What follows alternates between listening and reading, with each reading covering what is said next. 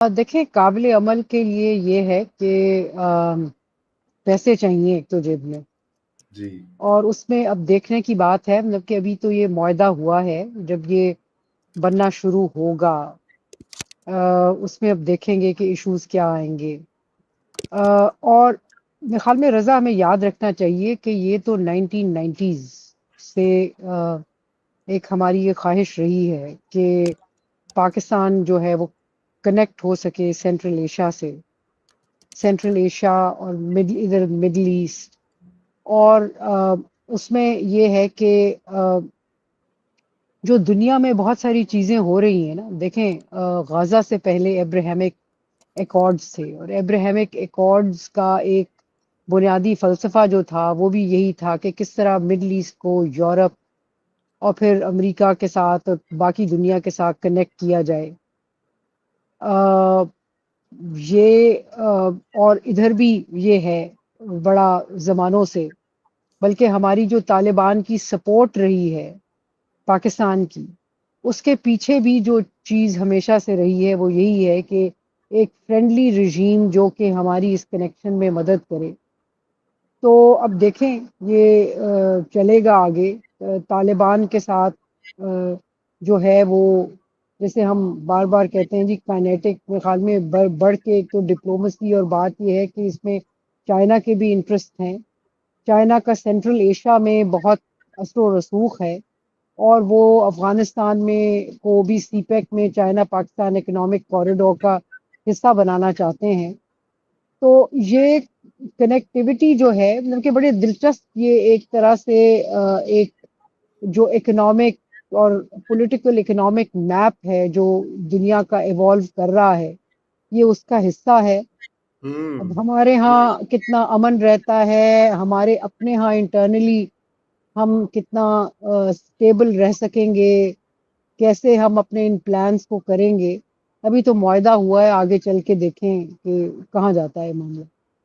جی بالکل. اور عائشہ یہ آپ کو پتہ ہے کہ ایک جو کانسیپٹ آیا تھا جیو اکنامکس کا، وہ بھی اگر آپ کو یاد ہوگا کہ اس میں بھی اس ٹریڈ کوریڈور اور کنیکٹیوٹی کا ذکر ہے بڑا کیا کہ پاکستان کی یہ ڈائریکشن. اب ظاہری بات ہے وہ باتیں تو ہوتی ہیں، کس حد تک وہ امپلیمنٹ ہوتی ہیں، کس حد تک باقی چیزیں آ جاتی ہیں غالب، وہ اس کا بھی حصہ ہے. لیکن آپ مجھے یہ بتائیے کہ ایک جو اس میں کرٹیکل جو پیس ہے وہ بیسکلی عائشہ ہے افغانستان کی سچویشن.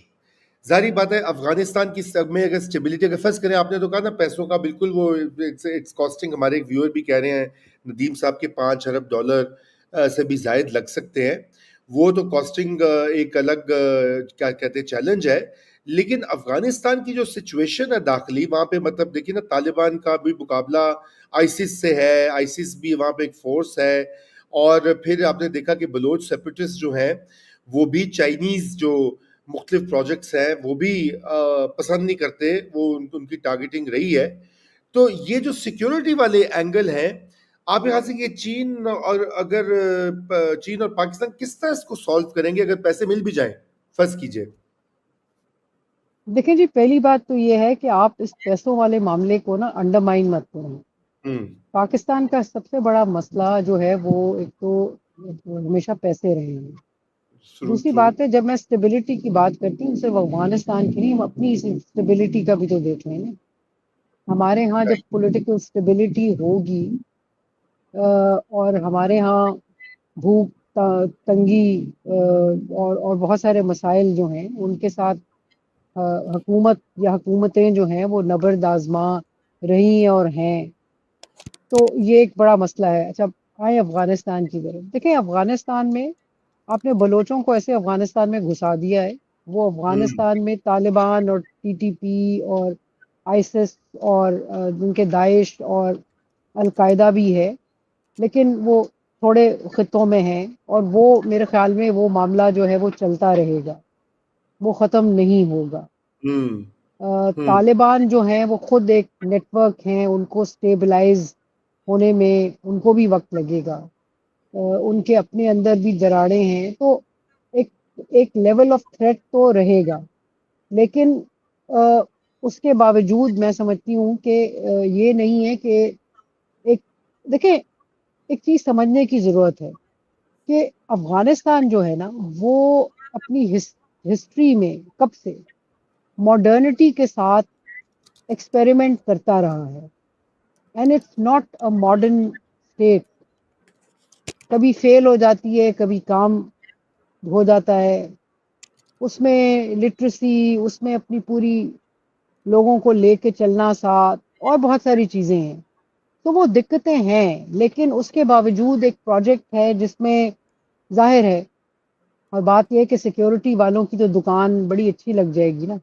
فرض کریں لیٹس سپوز کہ کل میں یہ ٹرین, مطلب کہ یہ ٹرین کا پروجیکٹ جو ہے یہ بڑا ایمبیشس بھی ہے, اور یہ کوئی ایک سال کے اندر تو بنے گا نہیں, جی اس کو سالوں لگیں گے. چلیں جی بن جائے, کل بن جائے.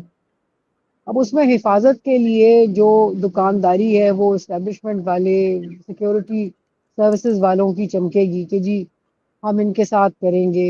طالبان بھی اس کے جو ہے وہ پیسے لیں گے. ایک کوآپریشن ہوگی کہ اچھا جی اب ہم سیکیور کرتے ہیں. تو کوئی سسٹم سیکیورٹی کا بھی بنانا پڑے گا. ابھی تو میں نے جیسے عرض کی نا کہ ایک پلان ہے, اچھا پلان ہے. جی اللہ کرے کہ کامیاب ہو تو ظاہر ہے اس میں ریسورسز آئیں گے, لیکن ابھی تو شروعات ہیں. ابھی تو بلکہ شروع بھی نہیں ہوا, ابھی تو ایک معاہدہ ہوا ہے, ایک ہاں ایک انڈرسٹینڈنگ ہوئی ہے. آگے چل کے اس کی پلاننگ کس طرف جاتی ہے, کیسا پلان بنتا ہے, بہت ساری چیزیں دیکھنی پڑیں گی. بالکل عائشہ, میں یو ویری رائٹ. یہ بہت انیشل سٹیجز ہے, ایم او یو لیول کی سٹیج ہے. مگر عائشہ یہ مجھے تھوڑا سا بتائیں کہ یہ ویسے پاکستان کی ہماری جو نیشنل سیکیورٹی کی انڈرسٹینڈنگ ہے, میں سمجھتا ہوں کہ کچھ حالات جو بدل رہے ہیں جس طرح سے میں بھی ہمیں بھی پش کر رہے ہیں کہ ٹو چینج اٹ. دیکھیں پہلے یہ جیو اکنامکس بھی آپ کو پتہ, جنرل باجوہ نے یہ ٹرم استعمال کیا, بڑا انہوں نے تقریروں شروع میں استعمال کیا, خیر پتہ نہیں کتنا آگے گیا. لیکن آپ یہ سمجھتی ہیں کہ کیا پاکستان کی جو ڈیفنس کنسیڈریشنز ہیں, جو جس طرح سے پاکستان کی ملٹری انڈیا کی تھریٹ کو دیکھتی ہے, کیا واقعی ہم ایک جیو اکنامکس کی طرف جا سکتے ہیں کہ جہاں پہ ہم نیشنل سیکیورٹی کو اکنامک سیکیورٹی تصور کریں؟ کیونکہ ابھی بھی مجھے لگتا ہے کہ یہ دو دنیاؤں کے درمیان یہ چلتے رہتے ہیں. ٹریڈیشنل سیکیورٹی انڈیا کی ہر چیز میں, اور وہ ہے بھی اس وقت تو تھریٹ بھی انڈیا کی بڑی لائیو اور اسٹرانگ ہے. مودی جی نے کہا ہے, وہ پاز لیا ہوا انہوں نے. تو یہ کس طرح سے ہم اس کی چینج کرنے کے لیے کیا مختصراً کیا انگریڈینٹس چاہیے ڈومیسٹک پالیٹکس میں یا پالیسی میں؟ رضا ہم کر ہی نہیں سکتے. یہ جیو اکنامکس اور جیو اسٹریٹجی والی جو نانسنس ہے, یہ تو ایک آدھ لوگ جس میں کسی ایک اسلام آباد بیس تھنک ٹینک کا رول تھا, ان کا کوئی لڑکا بالا, اس نے این ایس ایز جو بنے تھے ان کے کہنے پہ ایک پیپر نکال کے پیش کر دیا, جس کی ڈیٹیلز میں جا کے دیکھا ہی نہیں کہ کیا ہے. جیو اسٹریٹجی ہم تو بیچتے ہی جیو اسٹریٹجی ہیں. ہمارے ہاں آپ کے خیال میں geo economics is another term for geo strategy, کہ آپ جو آفر کر رہے ہیں امریکہ کو, مائنز اینڈ منرلز کر رہے ہیں, چائنا کو کہہ رہے ہیں کہ آؤ, ان کے اکنامک انٹرسٹ ہو گئے ہیں. دیکھیں پہلی بات تو یہ ہے کہ ایک گلوبل پالیٹکس میں ایک تبدیلی آئی. جو رائٹ کولڈ وار تھی اس کی نیچر اور تھی, کہ اس میں اکنامک لڑائیاں نہیں ہوتی تھیں, اس میں صرف پیور ملٹری تو ملٹری ہوتا تھا. وہ تبدیل ہوا. اب ہم نے دیکھا کہ دیر از چائنا جو کہ اپنے آپ کو as a economic strength evolve کر رہا ہے, اور اس کے ساتھ ساتھ ملٹری اسٹرینتھ بھی کر رہا ہے. اب اس میں یہ ہے کہ اکنامک اسٹرینتھ کو کرنے کے لیے آپ کو ملٹری اسٹرینتھ بھی چاہیے. تو جیو اسٹریٹجی اور جیو اکنامکس تو آپس میں جڑے ہوئے ہیں اس جیو رائٹ. پالیٹکس میں. اور یہ کہنا کہ ہمارا جو ایک ٹریڈیشنل پیراڈائم ہے وہ چینج ہوگا, وہ ہونے نہیں جا رہا. کیونکہ آپ کی جو سیکیورٹی اسٹیبلشمنٹ ہے اس نے بھی تو اپنا پیٹ پالنا ہے نا. تو ہاں ایک انٹرسٹ ہے, ایک سٹیکس ہیں. تو جیو اسٹریٹجی تو کہیں جا نہیں رہی. اور یہ علاقہ بھی ایسا ہے جس میں ایک انہیرنٹ انسٹیبلٹی بھی ہے. آپ افغانستان دیکھ لیں, آپ سینٹرل ایشیا دیکھ لیں, پاکستان دیکھ لیں, ہندوستان بھی دیکھ لیں, تو اس سارے خطے میں ایک لیول کی انسٹیبلٹی, ایک انسرجنسیز, یہ وہ سب جسے کہتے ہیں رولے ہیں. تو رولے.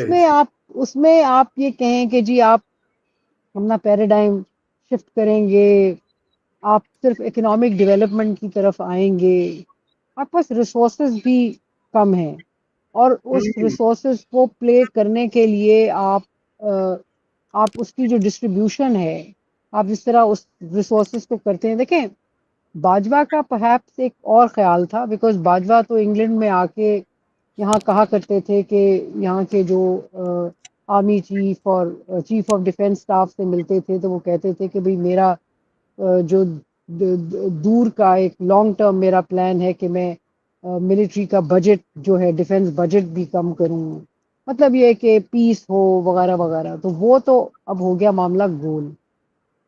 تو اس لیے میں نہیں سمجھتی کہ ہم اس والی جو باتیں باجوہ صاحب کرتے تھے اس طرف ہم واپس آ سکیں گے.